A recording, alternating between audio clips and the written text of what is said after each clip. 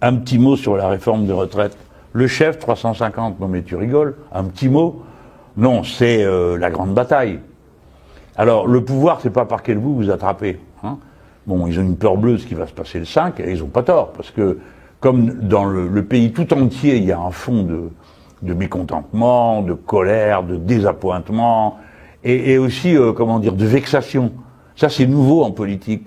Les Français sont vexés de voir à quel point ils se sont fait avoir, et à quel point ce pouvoir leur parle mal, agit mal, les prend pour des imbéciles. Hein. Et ce qui est fort de café, c'est que le nouveau système Macron, avec c'est pas le permis à points, c'est la retraite à points, chacun en fonction de son âge, c'est-à-dire de la génération, à la cohorte à l'intérieur de laquelle il est, et en fonction de la durée de vie moyenne de cette cohorte, aura des résultats différents pour la valeur du point. Donc c'est totalement injuste de faire des niveaux de retraite en fonction de la mortalité dans votre tranche d'âge. Bon, de toute façon, maintenant, tout le monde va y perdre. Petit à petit, tout le monde commence à comprendre que tout le monde va y perdre. Donc cette réforme, elle est mauvaise pour tout le monde. Mais je mets ça de côté, moi, je vais aller au fond de l'affaire. Depuis que la société humaine existe, ceux qui sont dans la force de l'âge, comme on dit, hein, ceux qui sont en état de travailler, se préoccupent de ceux qui ne sont plus en état de le faire. D'accord ? C'est comme ça.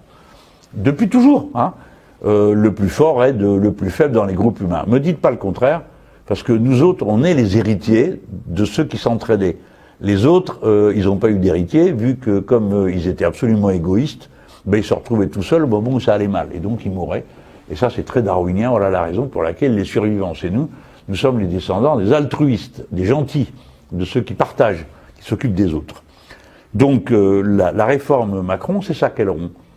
Chacun a son petit tas de points, hein, et puis à la fin, il s'arrange avec son petit tas de points pour avoir sa retraite. Non, c'est pas l'idée qu'on s'en fait. La retraite par répartition, c'est bien, ça marche. Voilà ce que j'ai à vous dire sur la retraite. Si vous faites les moutons, vous serez tondus. Voilà. Donc le 5 décembre, il faut se mettre dans l'action.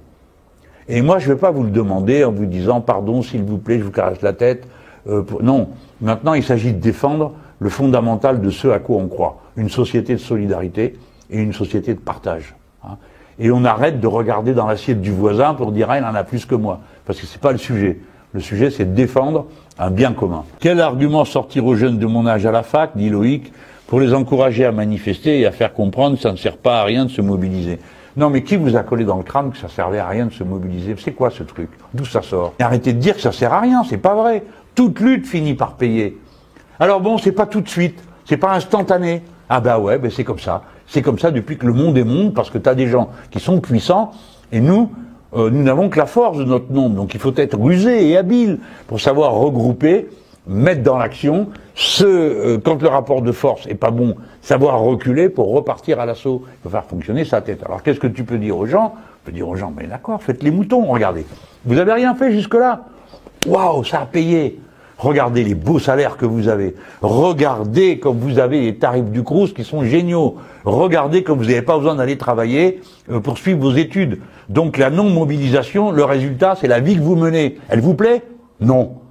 Alors faut vous mobiliser. Qu'est-ce que vous voulez faire d'autre?